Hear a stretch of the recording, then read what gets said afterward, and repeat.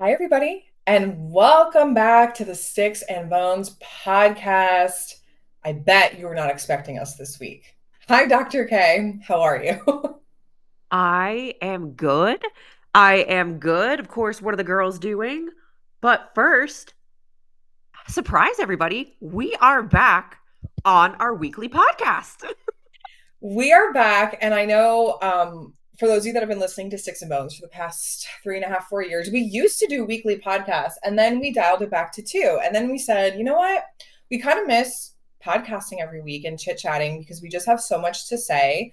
So, quick little update for the Sticks and Bones podcast. You will be getting new content every week from us. And the weeks we are not doing the deep dive into Greek mythology or ancient Greek religion, like this week, we have the segment called What Are the Girls Doing? And this is where we're chit chatting, we're talking about what's upcoming for the following week, giving some prelude, talking about, what me and Dr. K are doing, what are some pieces of artwork we've been loving lately, what are things that we're just involved in, like hobbies, concepts, having a greater like philosophical discussion to prepare us for the following week's episode.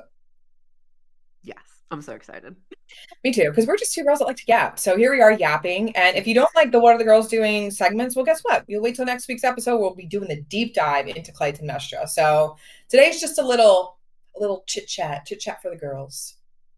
Chit chat for the girls because, excuse me, the girls are in their scholar area. The girls are in their research era. They are in their scholar era. They are in their symposium era, I would say.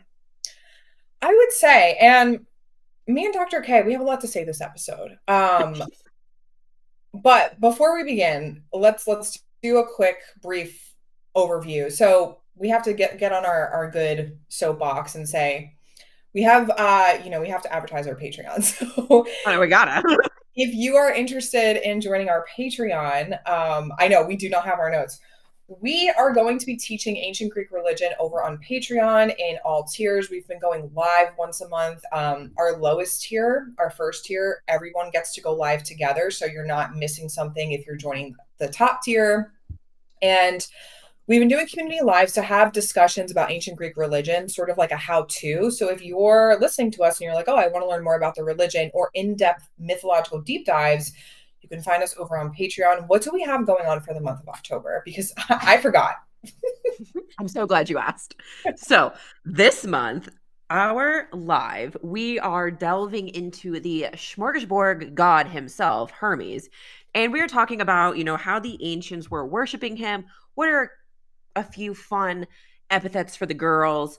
What does he rule over? What associations does he have? Because he's truly like a grab bag of a mythological figure. And then we are diving into a book review on women in ancient Greece.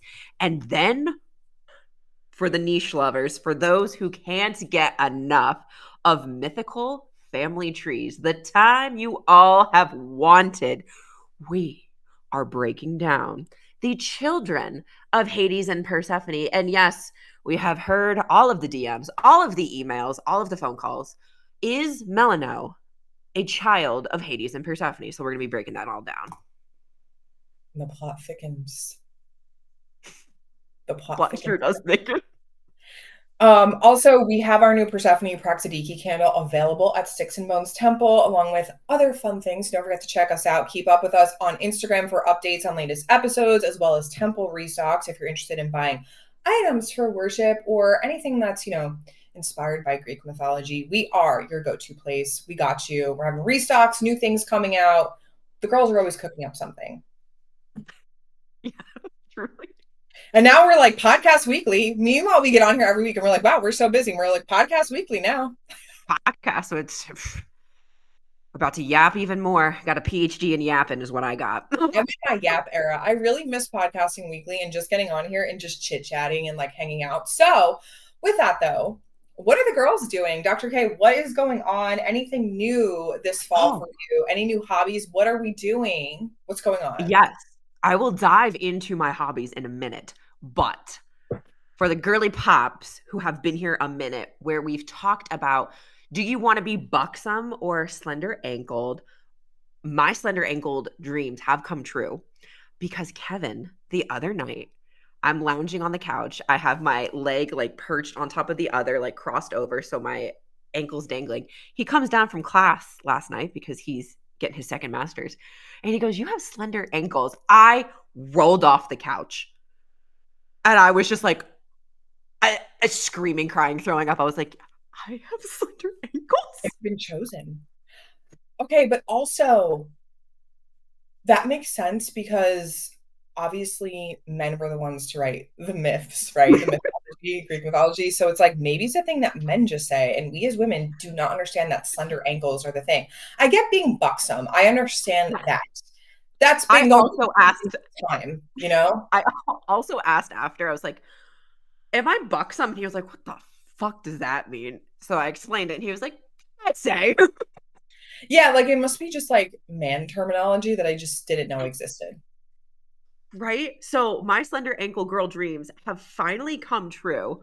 Get you a man who not only gives you a crown of stars like Dionysus, but who says you have slender ankles. Get you a man. Because if he could, he would. I'm sorry, I'm not trying to like turn away from the conversation. I'll give you guys my update after Dr. K, but my update is rolling around on the floor right now, biting my slender ankles. So, Her update is biting her slender ankles. and it's not a man, plot twist. It's not. Could you imagine? No, but I'm still in my puzzle girl era. Kevin and I have upped the ante and are onto a 2,000 piece puzzle. Let me tell you, the learning curve from 1,000 to a 2,000, it's massive. No, let me tell you, I know because when we first said that we were doing puzzles, I realized the only puzzles I've been doing were 500 pieces. And then I forgot I had 1,000 ones. So I was like, oh, let me take this one out. That was the Beauty and the Beast one. It took me forever. The upgrade on, I couldn't imagine going to 1,000 more pieces. I think my eyes would fall out of my face.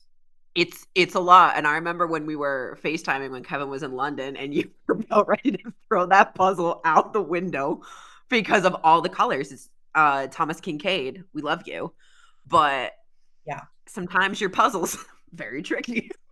My mom, she had the very typical like 90s household, and all of the pictures in her house were Thomas Kincaid. Like it's a very 90s mom, shop I at love Kirkland type energy. Yeah. Do you know what Kirkland's is? isn't I thought Kirkland was a Costco brand. No, there is Kirkland. Now I'm gaslighting myself into thinking that is this correct? Kirkland's is also a home store. It's kind of like an upscale home goods. Okay. It's I don't know. You guys will have to let us know in the comments. Is it big like where you are? Because where I am, my mom was always traveling to Kirkland's to buy like these 90s pieces for her home and they still exist, but she always got the Thomas Kincaid. So I grew up knowing Thomas Kincaid because every photo in my house was Thomas Kincaid. Interesting. I did not become a connoisseur of Thomas Mhm. Kincaid in the realm of puzzles until my puzzle girl era. But Yeah. Kevin and I have gotten like an asinine amount of like Thomas Kincaid Disney Oh, collabs. he's like big. He's a big deal. Now apparently people like don't like his art anymore because I think it's very oversaturated and it was in the 90s to the 2000s, but it's very nostalgic for me, Thomas Kincaid, every time I see it. I have no complaints thus far. It's nice. I actually But stopped what doing about this. I got bored. I was gonna say, what are you up to? Hey, what am I up to? Hold on, let me see if I can catch it. What am I up to? Wow. For those of you that follow me on Instagram, you already know. But for everyone here on the podcast, this is Mars. And if you're just listening to audio, you should look at the video now because this is the 6-week-old kitten that I rescued from a construction site. And now he's part of our Sticks and Bones family. Do you have something to He say? he says, I do. I Something, am named after the Roman god of you have war. something to say? And anyway, I've been not much time for myself because I've been a mom and I've never had a kitten before. You guys know I have another cat, Pluto, who is about 4. So it's been a little tricky being torn between both cats because what you do for one, you got to do for the other, right? You've seen it live with me. So I have been, and he has his cat tree over here. Look at it. Stop it. Oh my god. That's a So baby. That's a baby yeah, this is Mars. to be a kitten. the lunar eclipse brought him to me. I was not expecting another cat, but I was chosen by the cat distribution system. So, no puzzles for me. I haven't even had a time for myself. I blew my hair out for the first time yesterday. I'm just like very overwhelmed. You know what I mean? Single mom who works two jobs, who loves Yeah, her kids and never stops. 100%. I mean, I think it's overwhelming anytime you bring an animal into your space, even if they're older, no matter how old or young they are. It's just like the adjustment period. He's not even here a full week when we're recording, so Yeah, it's no, it's a lot.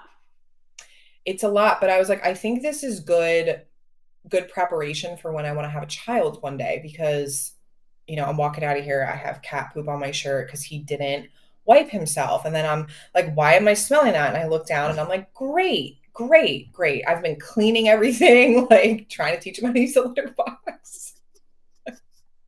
But he's just so cute. Can't be mad at that little face. And now he's asleep. I can't with him. He's so cute. He's so cute. Is. Well, my cousin found him on a construction site and sends me this picture of this 5 week old cat. And it's like, can you take him? And I was like, excuse me, can I take him? Yes, I'll be there. Drove 2 hours to go get him. So now he's ours. And he loves his Aunt 10. He like goes to the camera every time I'm on the phone with her and he meows. He's my nephew. There we go. So now everybody, welcome Mars to Sticks and Bones. And he'll be here with us for the What Are the Girls Doing for quite a few weeks until he gets a little bit older.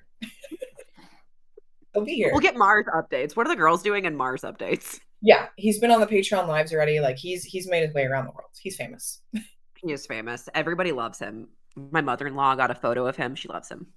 I mean, how could you not? Kittens are so cute. So anyway, maybe adopt a cat. If you've been thinking about it, this is your sign. They're fun. Kittens are fun. We're big cat people. You guys know that. We Dr. K has two cats. I have two cats. I would take more if I could. I just don't have the time or I'm spread very thin. Yeah, it's a lot of work. Kittens are fun, but they're a lot of work. Yeah. Well, for our What Are the Girls Doing Together, because me and Dr. K have some suggestions to kind of help you on your way in Oh life, in ancient yeah. Greek religion, formulating some philosophical thoughts. Um, we have been taking like in our own personal life social media breaks. And I'm not talking about like our business, I mean doom scrolling.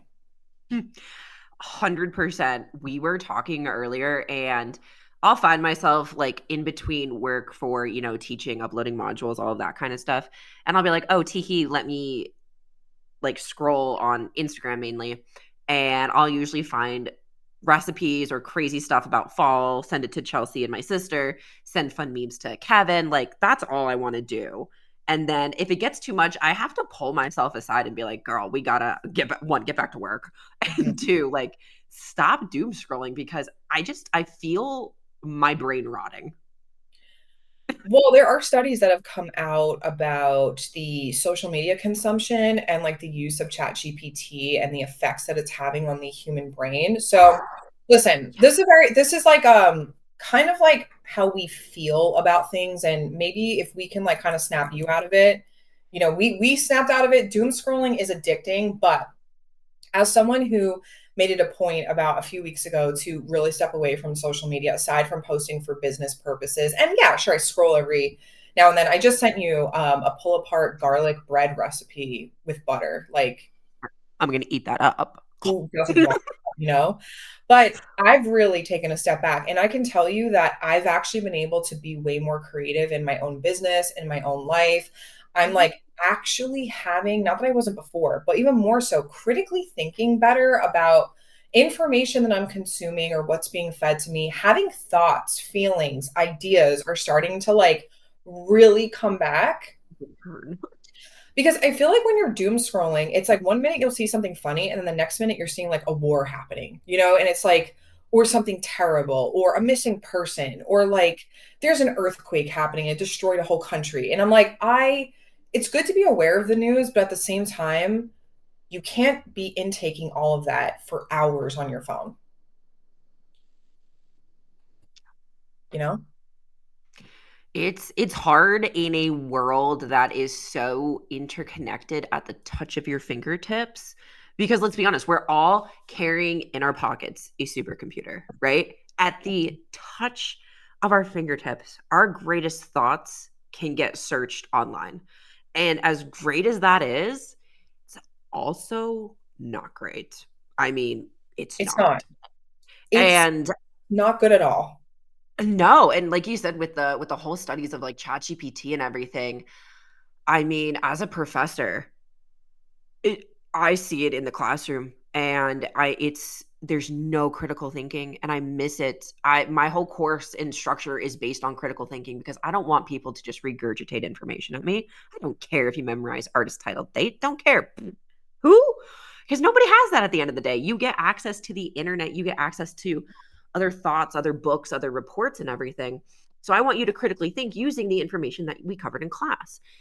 And it's just not there. And I just I don't know. As a professor, I feel helpless of, why are we not thinking anymore? I want to hear Yeah. people's thoughts. I want to hear High Priestess Chelsea's thoughts. I wish I could know Voodoo's thoughts. I want discourse with, mythology and ancient history for the sticks and boners out there. Like, what are the girls doing? The girls have stopped thinking. And why are we bringing this up? Well, because we're actually seeing this problem in our own space. And I will always talk about things that pertain to the things Dr. K and myself rightfully believe in and things that we want to promote. Because you guys listen to us to learn, right? And you listen to us because you want to know our thoughts about mythology. You want to know more about ancient Greek religion and the Greek gods because you know that we cite historical information. We're pretty reputable in that sense of like, we don't know everything, but we will always cite something so you can go look into it. The issue that we're seeing in our own space is that people are not thinking about anything that is being presented to them, not even only where we exist, but in the whole space of ancient history, ancient Greek religion, Greek gods, etc. People do not Sure. have their own thoughts anymore. And we see this because we've done podcast episodes on philosophical thoughts about like the ship of Theseus. And it's like Oh, no discourse tends to happen, or these types of theories are not talked about in the mainstream online consumerism of content because it requires people to think. mhm. We present to you myths. We talk about how we're perceiving the myths, but no one is talking back to us on how they're perceiving the myth. And I feel like Mhm. people these days are just listening to what people are saying and then just not thinking because our brains, since scrolling on social media, is not intaking everything anymore. The girls Yes. stop thinking. The girls are just taking what other people are saying and saying, "Oh yeah, that's what I think." Is it what you think? Yeah. Or do And you have why? a different opinion? Yeah, absolutely. Is it what you think? And why do you think that? If it is what you think of like, oh yeah, the ship of Theseus, I think, it is technically the same thing or it's not because of X, Y, and Z. Like the girls are not talking about the ship of Theseus. The girls are talking about like any like what else are we talking about? Like why Zeus is technically not scared of Nyx. Like Mhm. why is Zeus, so powerful and he can change fate and all this kind of like niche kind of topics of yeah, at the end of the day, while he is like king of kings and king of gods and everything, his wife could literally flash him and he'll be like, you know what, that's on me. Well, we even talked about Athena versus Poseidon, where that story was so huge. And then you and I actually were like, all right, let's take some time and look into this. And it's not actually a big mythological story. It's just big because It's people three online talk sentences. about Yeah, it's three sentences. Like 100%. So, why are we talking about this? Well, going forward with the podcast, we're going to be talking about other mythological stories. Like next week, we're going to be talking about Clytemnestra. And we are going to have different arguments about Clytemnestra, whether we agree with what we're saying or not, just to get a full scope of how mhm, Clytemnestra and her mythology was perceived by the ancient world and also how we're perceiving it in modern day. And why is Clytemnestra so important, right? yeah, And the thing is, I feel like in our society today, people can't get past their own point of view. They can't yeah. be like, okay, maybe this is why someone would have thought this in the ancient world, right? It's either Mhm. my way or the highway. And then you resort to calling someone a name, a slur, something that's not right. Like, Yeah, I'll use our own example. sure. Dr. K and myself have received comments about calling us fascists because we talked about how Zeus is king of the gods because he's just simply a king. It's not that we're talking about fascism. We don't talk about politics. Like we simply talk about Greek mythology and ancient Greek religion and how it's perceived in the ancient world and how we can perceive it in modern day. And it really had me thinking, like, people just don't use their critical thinking anymore. No. It's No, and it's scary. scary and it's sad as like as a scholar, as an academic. It's so sad because like that's the whole point of wanting to research and wanting to publish is to, get your point of view out, absolutely, but also in the sphere of, publishing or producing, a dissertation or anything like that. You also have to be open to criticism. You also have to be open to reviews and peer reviews and critiques. I mean, shit. If I could, I would fucking show you all the crazy comments I got from everybody on my committee. Sometimes it was just straight up question marks, red ink highlighting everywhere of like, what is this?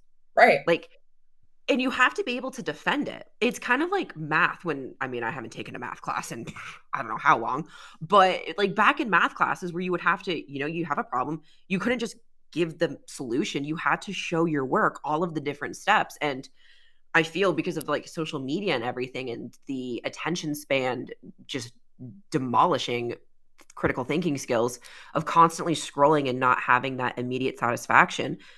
It no longer is about how you got there. It's just about getting the right answer and talking to other professors and teachers out there. There is this crazy thing out there of everybody is so afraid to be wrong. It's okay to be wrong. That's how we learn. That's Mm. how we learn about, ancient cultures, ancient civilizations. That's how we learn about their beliefs, all of that kind of stuff. Even with new archaeological finds, with new statues coming out, that just helps our understanding. So it's okay to be wrong as long as you are also okay with understanding, okay, how can I better myself? How can I move forward with this new information?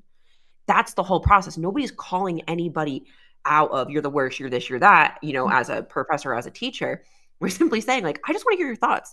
I just want to hear your theories. I just want to see your work. That's all we want.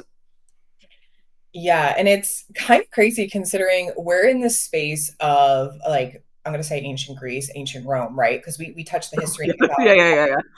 They were very big on having philosophical conversations. Plato, Socrates, everything in ancient Greece and ancient Rome influences the United States of America, democracy, modern day, having these concepts of speech, being able to speak and have our own thoughts and debates. And it's really scary to me that we're in this space and no one is talking about this. People that are quote unquote influencers for the Greek gods or ancient Greek religion are not promoting this kind of, discourse, right? Yeah, People are just saying, well, this is the way it's done and that's that. Or they're not even like encouraging you to think about it or giving you questions to think about. And I don't know. I just feel some type of way about it. We've been doing this for a long time, and it just seems to me the decline of people actually wanting to have a philosophical conversation is scary and it's dangerous. And when you don't think for yourself, you allow other people to think for you. And that's when you yeah, start to kind of get stuck and trapped into things that you don't want to be in because you're not thinking. And how 100%. how can we think? Like we need to start thinking again. You need to get out of this like social media bubble. Me and Dr. K are influencers. We understand. We cannot deny that Sticks and Bone has had a huge influence on ancient Greek religion in over 150 countries. We have the stats for that. How many people listen to us every week? Or in reality, we have 400,000 listens to our podcast. It's crazy. 400,000 plays. You could, yeah, I mean, as we found, you can fill up the Roman Colosseum almost five Right. times with those numbers. Like those are no nonsense numbers. And yeah, no, it's crazy to see, even with other mythology podcasts, the only one that comes to mind is Let's Talk About Myths, baby. I think she does a great job. But yeah, it's like, why are we not talking about how cool the ancient world is? Why are we not talking about like, oh yeah, like, this is how I take that myth. You did such a great, addition of bringing up with the Dionysus and Ariadne of like, oh, well, is Theseus actually a fuck boy or did he get chased off because of Dionysus? Either way, if it ends the same, Ariadne ends up with Dionysus. But it kind of like makes you think of like, if you are going up against one versus one with a god, you're going to lose as a mortal. But also from the gal pal side, if a man isn't going to stand up for you, like, drop him. 100%. But like back to what I was saying with my original point of like, Hmm. it is our mission to continue to promote critical thinking, free thinking, freedom of speech here. You are allowed to disagree with us. We welcome discord in the comments. What I do not welcome is when people start to call names because they don't agree with you, like the use of the word fascist. I think that's become the new gaslighting in modern day. Like, I don't know why people think because you're talking about a king, it's immediately fascism. Please Google the word. This is what I'm talking about: concepts, thinking, critical thinking. We welcome all different types of discourse. It is part of the history around ancient Greece and ancient Rome. And to sit here and just think that people that teach about the Greek gods, whatever they say is just it, the end all be all, and you have to accept that, is no. Um, we can all have different thoughts and theories about myths. The only thing that we don't really have different thoughts about, and we can't really refute, is fact, unless you're coming in with a different perspective with another fact, you know?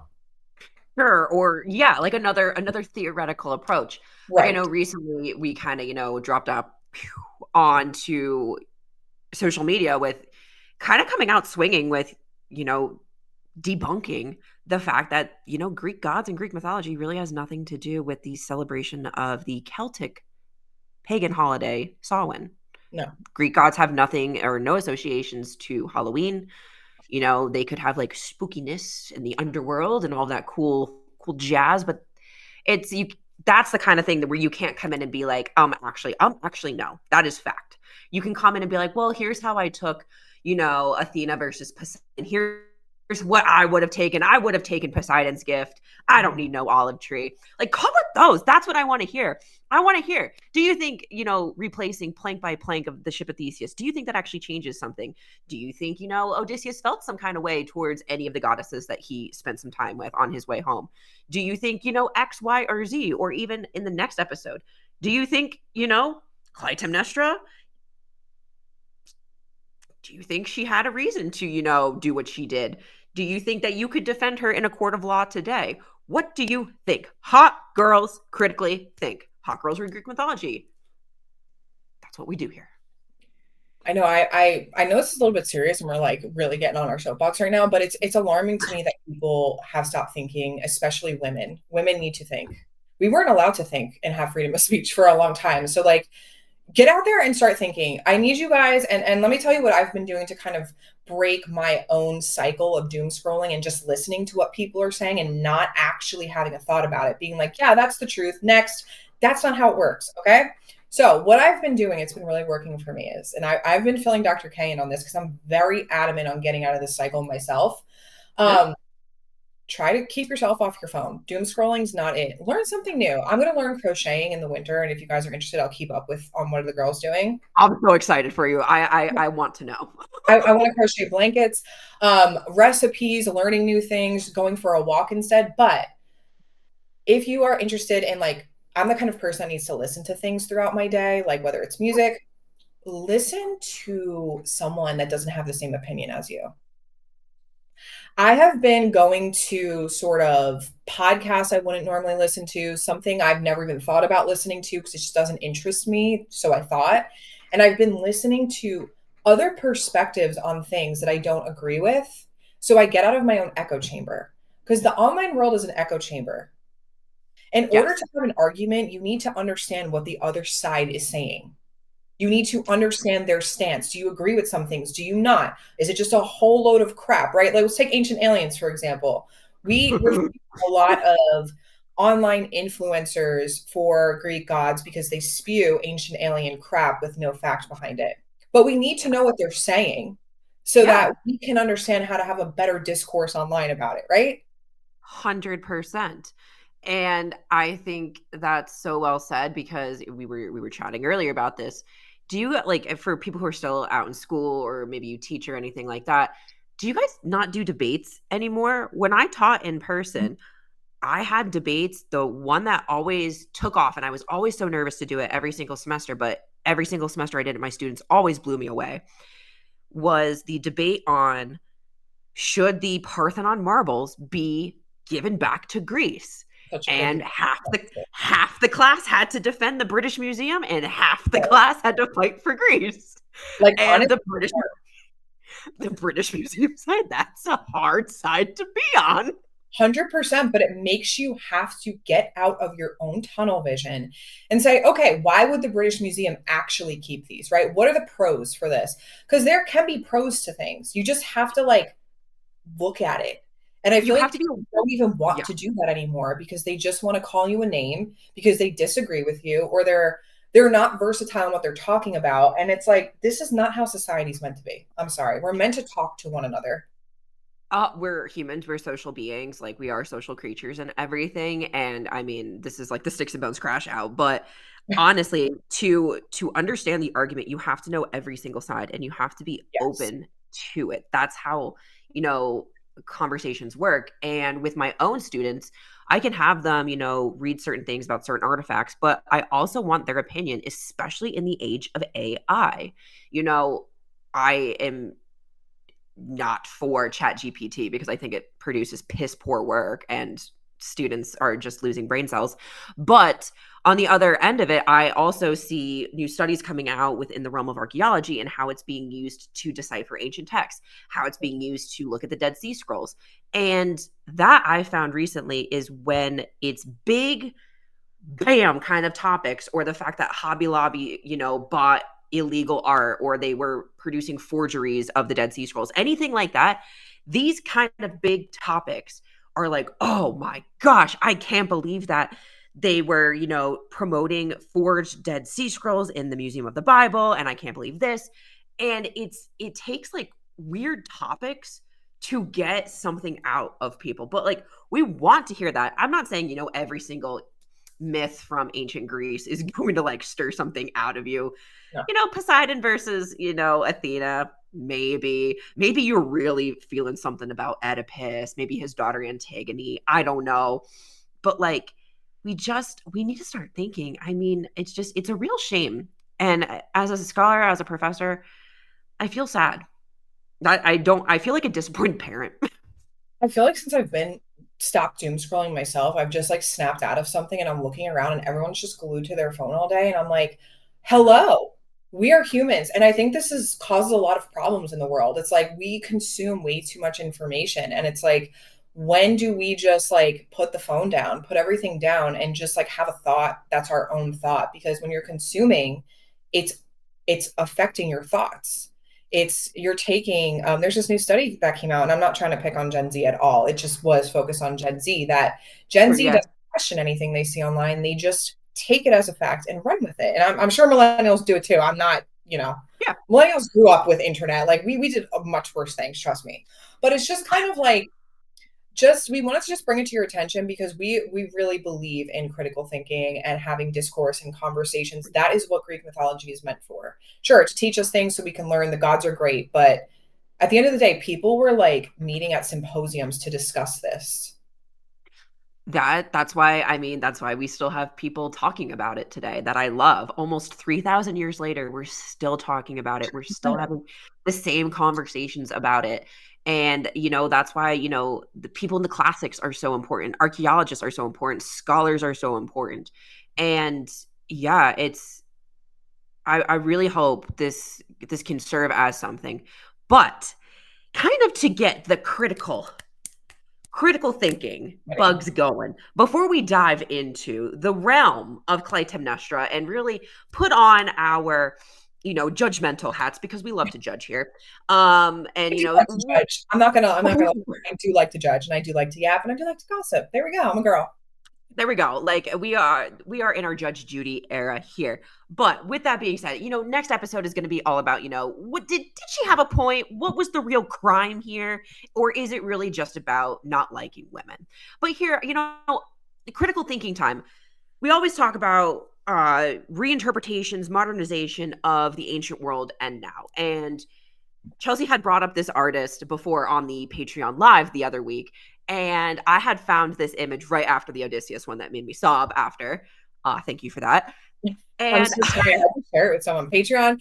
If you were there on that live, you know what I'm talking about. The Odysseus. Ooh, yeah, the Odysseus got art me, got me cried good. my lashes off. Yeah. And right before it was this beautiful depiction of the three queens from myth, from the Trojan War by Myth Olympus on Instagram. Incredible artist. And I don't know, like, just as a girl who, reads classics, Mm, digs in the dirt, critically thinks, I love this interpretation of all three of them. I do too. And the reason why we're bringing this up is because obviously plot twist Clytemnestra is next week where we're deep diving into everything. But I think we want to have a broader conversation about Clytemnestra. Like, we're going to bring up things that are probably uncomfortable. We might have different opinions that we might not agree with, but we're just going to argue them anyway to like see why people maybe portrayed her a certain way in the ancient worlds, and why the ancient peoples came to that conclusion about her. But I think, honestly, in my own opinion, well, first at the top, this is Helen, right, with the red hair. And then Yes. we have Penelope, who's with the blue dress and the black hair, which I never actually pictured Penelope this way. So very interesting take. I like it. She looks very like Mhm. young and like innocent. And then we have Clytemnestra, who's staring directly at us with the blood spattered on her and just kind of looking crazy. I don't blame her. She's been through a lot. But yeah, She's just a curious to girl. know what you guys think. Like, do you think the artist captured these women, these mythological queens, in a way that you would have? I did not see Helen of Troy like that, but also interesting take. I love it. It is a really interesting take because we never really get her point of view. We're not privy to her story and everything and her point of view. But it's kind of like that apprehension. But what is she apprehensive of? Is she apprehensive of going back home to Menelaus, or is she apprehensive of Troy? Yeah, she just kind of looks scared and like I don't meek. blame her. Yeah, and unfortunately, we don't really know much about Helen. We don't really have any more than what we have about Helen. I think that's why everyone's so fascinated by her. It's because, like, what was the true story? But I forgot to mention, if you're listening to the podcast, this is on video. So, like, we have like this new fancy software where we can share our screens now because we're always talking about things. I'm like, wow, I wish I could have put that on the screen. So here we are. We got new fancy software. The girls are in their yapping weekly podcast era, and this is what we're talking about. Yeah. Okay, let's go to the next one. So, oh, that worked. Oh no, that wasn't it. There we go. This one took me out. This one took me out. Yeah, so it is saying, I just wish my husband would return already, right? And this is Penelope, and then Clytemnestra says, me too, and she's holding an axe and like kind of smiling, like waiting for her husband to come home. And if you don't know the myth of Clytemnestra, look it up. We're gonna go over the whole thing next week, or if you want to wait till next week, but The axe plays a role. the axe plays a role, and I love the facial expressions on this because like it almost feels like Penelope doesn't even know that she's holding an axe, like Clytemnestra's holding an axe behind her, and is like, oh, I'm just like yearning for Odysseus, and she's like, yeah, same. Come on. Yeah. And I like how the artist is playing with like the different hair and everything. Penelope's, how it flows on her, kind of is very, very much giving the fact that she was, she was weaving on a loom, her father-in-law's like funeral shroud and everything. It's just like these little things. I love the fact that she's like polishing a weapon. It's just like, yeah, me too. I can't wait. 100%. I think the artist like, perfectly captured what I feel like Clytemnestra looks like. I'm not gonna lie, I've never seen. I don't really agree with the way Penelope is portrayed because in my head I have a different depiction, but that's okay. Like, it's not. I'm not saying I don't like it. I'm just saying it's not what I pictured in my head. Interesting. Does she have a different color hair? I've always pictured her with like super dark brown, if not black hair. I kind of pictured Penelope in the way that we see Helen. Okay. Okay. More innocent in the sense because she was so young when her and Odysseus got married, and then I feel like she Hmm. didn't even have time with her husband, so she's kind of still like in her innocence to me. And Yeah. she's kind of just waiting for her husband to come home, and I feel like she's not that she's meek, but I feel like she's just kind of like following the rules because there are rules, right? And Clytemnestra broke the rules, which we're going to talk about in next week's episode on why this was earth shattering to the ancient world, this myth, because it breaks one of the tenets of ancient Greek religion. But anyway, I pictured her differently, but that's okay. That's okay. All right, and then let's look at Clytemnestra from 1882. How do we feel about this one compared to that last piece of art? So this the last one was Teehee. It was kind of like a joke. This is not a joke. That one was kind of like different women, how they're portrayed in the myth. Like if you're gonna like really at their base qualities, that's kind of how they're summarized, especially in the image of all three of them. And the second wish was like teehee, like I'm gonna do something bad. And this one I love in art history because it recalls ancient myth. It's in the 19th century, but it is, and I know we have a detail on the next slide. It is the utter fear, power, Yeah. manic.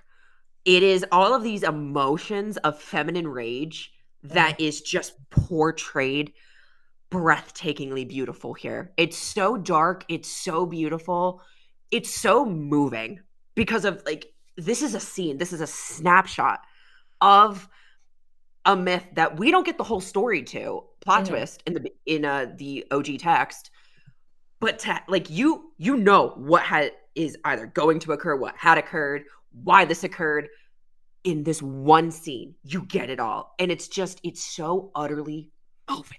Well, I think it already occurred because you can see the blood on the stair. Yes. So she had already killed her husband. But I agree with you. I think this is way more serious in the way that her eyes are being depicted. I have really nothing else to add to that aside from like, yeah, this is like she lost it. And if you understand Clytemnestra's story, You get it. she lost her daughter because of her husband, and then her husband brings Cassandra home.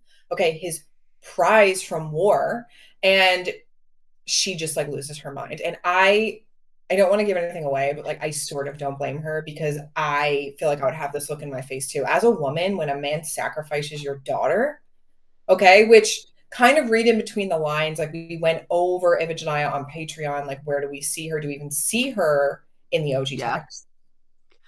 Yeah. And like little tidbits of history that we do see here that it's interesting because the artist definitely had learned of it or gotten wind of it because of publications. That's in my face. But the headdress, the gold that she has in her hair, seems very reminiscent of the gold that was discovered at Troy that Schliemann's wife Sophie is pictured wearing.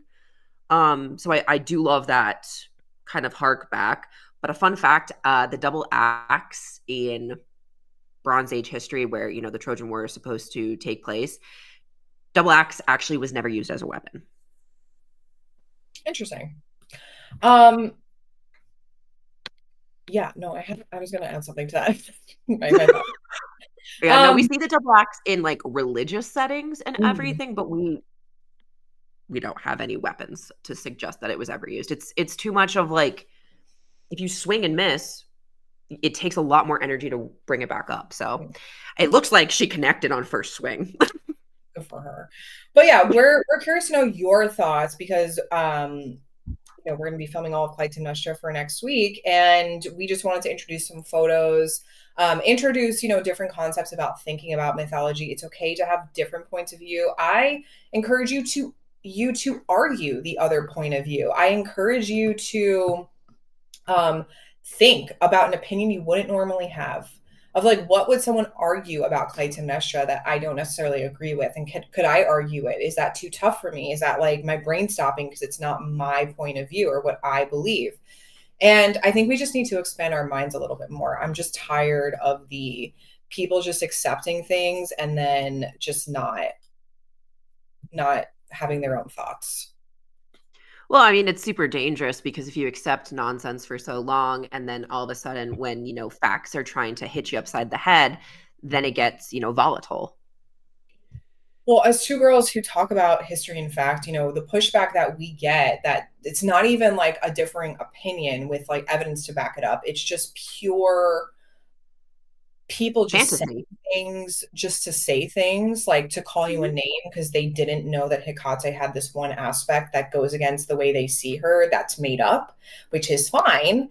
But you can't deny facts, and it's okay to have different opinions about things, but you have to have your evidence to back it up. So we're kind of hoping to bring that back into Sticks and Bones because it's a pivotal pivotal thing that was going on in the ancient world. So if you're going to practice ancient Greek religion, worship the gods, or love Greek mythology, then this should be at the forefront of your mind. Thinking, Yeah. Yeah. philosophical conversation, symposium, Plato, Socrates. Come on now, Aristotle. Aristotle. Come on. They influence our society today. So it's like the girls got to they think. they influence so much. I mean, shit. Like these sibyls, the oracles, these key figures Mhm. influenced Michelangelo so much that they are forever immortalized on the roof of the Sistine Chapel. Like The girls these got to have always popped up. the girls have to think. And my advice to you is because we're doing it too, we could be on this journey together. Get off the internet, open a book, read a book, maybe that's not even any kind of book. Read something you wouldn't normally read. I'm actually going to do that when I have book recommendations for you guys. I'll bring it up on the What Are the Girls Doing. I want to read things that are just different that I wouldn't normally read. Pick up a classics, do something. So that's where we're at with What Are the Girls Are Doing. Yeah, for a nonfiction book, I am reading currently the Cleopatras right now. Love that. I know I have to get back. I have a few on my TBR list. But I'll keep you guys posted. I think there's some like core books of life people should read, like To Kill a Mockingbird, etc. Like I want to get back into that kind of reading. Oh my gosh, yeah, go to Barnes and Nobles, go to a library, talk to librarians, read banned books. Yeah, Read banned books. you got to start critically thinking again. And I fell into the slippery slope too. Not as bad as chronically online brain rot, but I was like, I'm wasting too much time on my phone. Life is slipping by me, and I got to get up. So. Yeah. Anything else you'd like to add before, we come back next week because we're back weekly? Oh. Yeah, have some discourse below. Are you guys concerned about the chronically being online? Sometimes you have to take a hard look at yourself in the mirror and say, I am part of this problem because I stopped thinking. And I just, because that happened to me slightly, like I said, hand up. I wasn't reading anything of that was, nurturing my brain and my thoughts.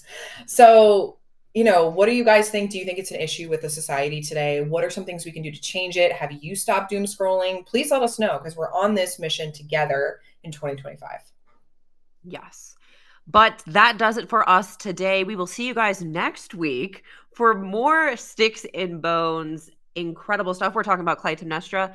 And yeah, just remember, hot girls read Greek mythology and hot girls critically think. And we'll see you guys next time. Bye. Bye.